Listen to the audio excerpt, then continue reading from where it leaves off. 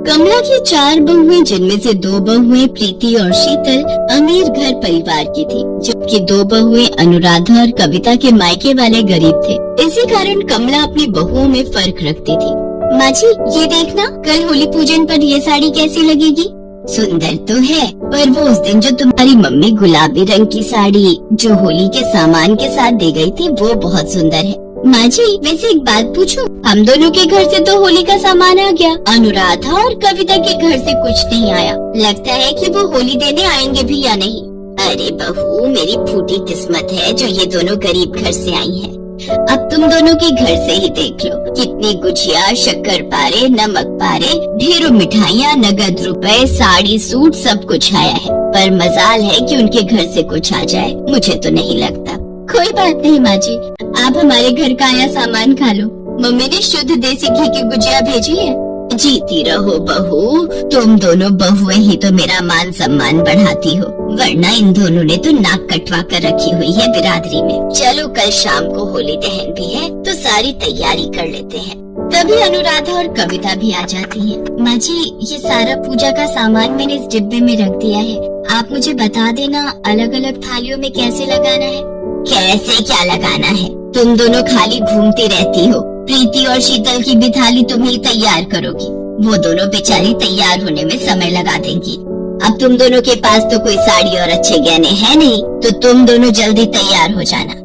अब बिरादरी के लोग मिलेंगे तो वो मेरी प्रीति बहू और शीतल बहू को ही देखेंगे, तुम दोनों पर किसी की नजर नहीं जाएगी। सबको पता है तुम्हारे मायके वाले इस बार भी होली पर कुछ नहीं देकर गए हैं। अपनी सास की कड़वी बातें सुनकर कविता और अनुराधा दोनों बहुत दुखी होती हैं और रसोई में जाकर काम में लग जाती हैं। कुछ देर बाद चारों बेटे जब घर आते हैं तो कविता का पति आशीष कहता है, माँ, मेरी कविता के मम्मी पापा से बात हुई थी, वो कल होली पर मिलने के लिए आ रहे हैं। अभी थोड़ी देर पहले अनुराधा की मम्मी का भी फोन आया था, वो भी होली पर कल मिलने के लिए आ रही है। अब त्योहार के मौके पर उसके मायके वाले घुस आएंगे।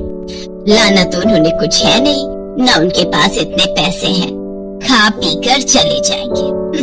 माँ, कौन सा रोज रोज कोई आता है, और वैसे भी अनुराधा के पापा नहीं आ रहे हैं, सिर्फ मम्मी और भाई ही आ रहा है। अपने दोनों तेवर की बातें सुनकर प्रीति और शीतल मुंह बनाती हुई बात करने लगी। माँ जी, ये दोनों एक बात कान खोलकर सुन लें, हमें खुद भी बहुत काम होते हैं, इसीलिए हम होली पर रसोई में नहीं घुसे रहेंगे। खुद अपने आप जो बनाना है अपने घर वालों के लिए बना लेंगे, हमसे ना कहे कि हम इनका हाथ बटा दें। हाँ माँ जी, और अब हम दोनों के घर से तो कोई आ नहीं रहा है, होली का पहले ही सामान आ चुका है, तो हमारे घर से तो कोई आएगा नहीं, तो हम क्यों मेहनत करें? हम दोनों अपनी होली एंजॉय करेंगे। हम रसोई में चूल्हे के आगे खड़े होकर खुद को क्यों थकाएं?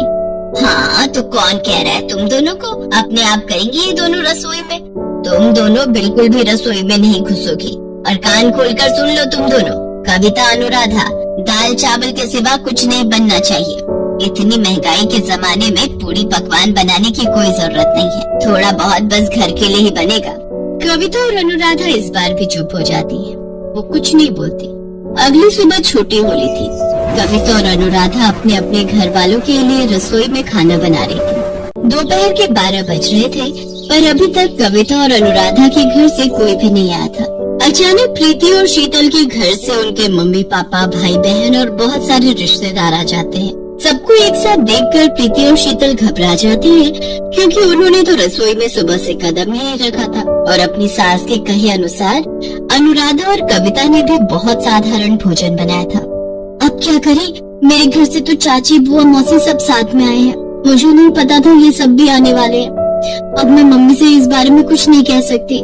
मुझे भी कहाँ पता था कि मेरी दीदी और जीजाजी वगैरह भी मम्मी पापा के साथ आएंगे। मुझे तो उम्मीद ही नहीं थी कि ये लोग अचानक आ जाएंगे। एक बार माँ जी को बुलाते हैं। हाँ, कह तो तुम दोनों सही रही हो, अब जल्दी जल्दी ही कुछ बनाना पड़ेगा। कैसे करोगी देख लो तुम दोनों, बाजार से भी कितना मंगवाएंगे। तभी अनुराधा और कविता आ जाती हैं। माँ जी, आप चिंता मत करो, प्रीति भाभी और शीतल भाभी के साथ हम दोनों मिलकर काम करवा लेंगे, जल्दी हो जाएगा। मैंने आलू उबाले हुए हैं, मैं आलू के कटलेट और बेसन के पकौड़े बना लूंगी। और शीतल भाभी, उस दिन आपके घर से कचरी और पापड़ आए थे, वो ले आओ, फटाफट से हम एक तरफ तल लेते हैं। अनुराधा और कविता दोनों इतनी जल्दी जल्दी सारी तैयारियां करती हैं। प्रीति और शीतल देखती रह जाती हैं, पर वो दोनों बहुत लज्जित हो रही थी। क्योंकि अनुराधा और कविता के मम्मी पापा के आने का सुनकर वो दोनों बिल्कुल भी हेल्प करने नहीं आई थी और साधारण से दाल चावल ही बने थे। पर जैसे ही प्रीति और शीतल के घर से उनके रिश्तेदार आए तो अनुराधा और कविता ने बिना सोचे समझे उनकी खातिरदारी में ढेरों पकवान बना दिए। आज उनकी सास कमला भी ये सब देख रही थी। होली के अवसर पर प्रीति और शीतल के घर वाले बहुत एंजॉय कर रहे थे।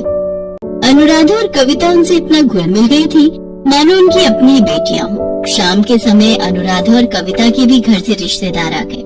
प्रीति और शीतल ने जरा सा भी पल नहीं लगाया। अब वो भी अनुराधा और कविता के मम्मी पापा की बहुत रिस्पेक्ट कर रही थी। अनुराधा और कविता के मम्मी पापा होली का ढेर सारा सामान लाए थे। सब खुशी खुशी विदा होते हैं। प्रीति, शीतल, अनुराधा, कविता कहाँ हो? होलिका दहन की पूजा में जाना है। शाम के 6 बज रहे हैं। अरे वाह, अनुराधा और कविता की साड़ी तो बहुत सुंदर लग रही है। माँ जी, ये साड़ियाँ प्रीति भाभी और शीतल भाभी ने हमें होली के त्योहार का उपहार दिया है। माँ जी, ये देखिए हमारे गले के ये सुंदर हार, ये हमें अनुराधा और कविता के मम्मी पापा दे गए थे। सचमुच मेरी चारों बहुएं हीरा हैं, ये आज मुझे पता चला। और मेल जोल में कितना प्यार छुपा है ये मुझे नहीं पता था। होली तो आपस में मिलने जुलने का त्योहार है। मैं गलत थी। मेरी चारों बहुएं दिल से बहुत अमीर हैं। जीती रहो।